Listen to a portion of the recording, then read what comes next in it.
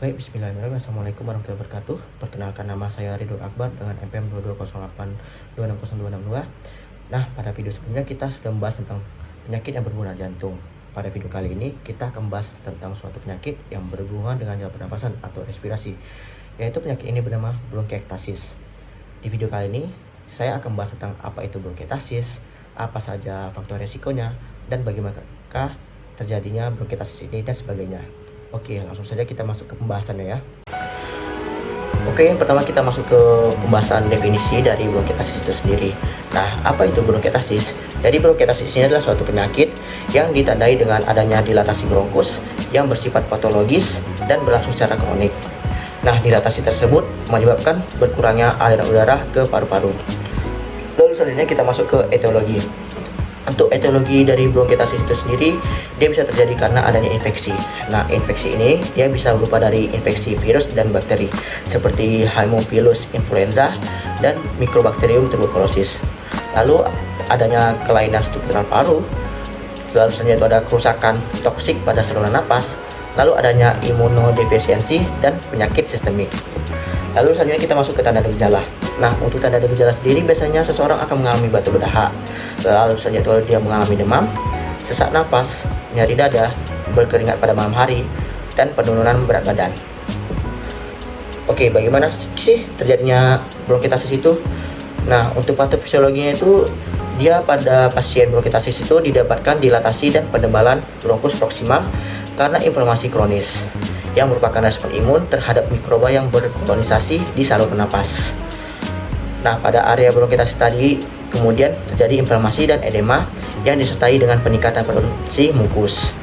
Sitokin, protease, dan reaktif oksigen mediators akan dikeluarkan oleh sel-sel inflamasi seperti neutrofil dan limfosit T yang menyebabkan kerusakan saluran nafas progresif. Nah, setelah kita mengetahui bagaimana terjadinya bronkiektasis itu, bagaimana sih cara menegakkan diagnosanya? Nah, penegakan diagnosa itu bisa berupa pemeriksaan penunjang yang terdiri dari pemeriksaan darah lengkap.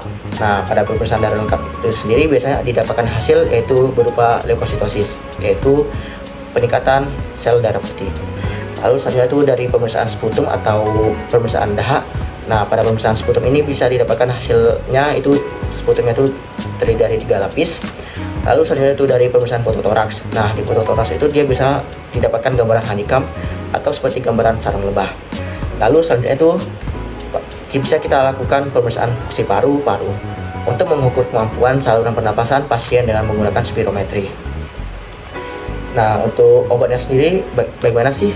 Untuk tata laksana farmakonya itu bisa kita berikan obat yaitu berupa amoxicillin, paracetamol, dan salbutamol. Oke, lalu bagaimana sih cara untuk mengedukasi pasien dengan bronkiektasis ini? Nah, bentuk edukasi yang bisa kita berikan pada pasien bronkiektasis ini bisa berupa kita suruh untuk berhenti merokok yang pertama, itu jelas sangat pasti. Lalu selanjutnya itu bisa kita edukasi dengan menghindari polusi udara, termasuk asap pabrik dan asap kendaraan. Lalu selanjutnya itu bisa dilakukannya olahraga secara rutin. Lalu selanjutnya mengonsumsi makanan bergizi dan seimbang. Lalu selanjutnya itu melakukan pengobatan dan pemeriksaan secara berkala jika bronkiektasis terdiagnosis sejak dini, sehingga penyakit ini tidak menjadi lebih parah.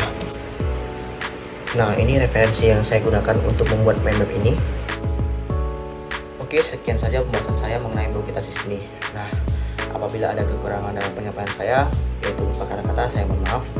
Oke, sampai jumpa di pembahasan video selanjutnya dan terima kasih telah menyimak video saya. Bye-bye.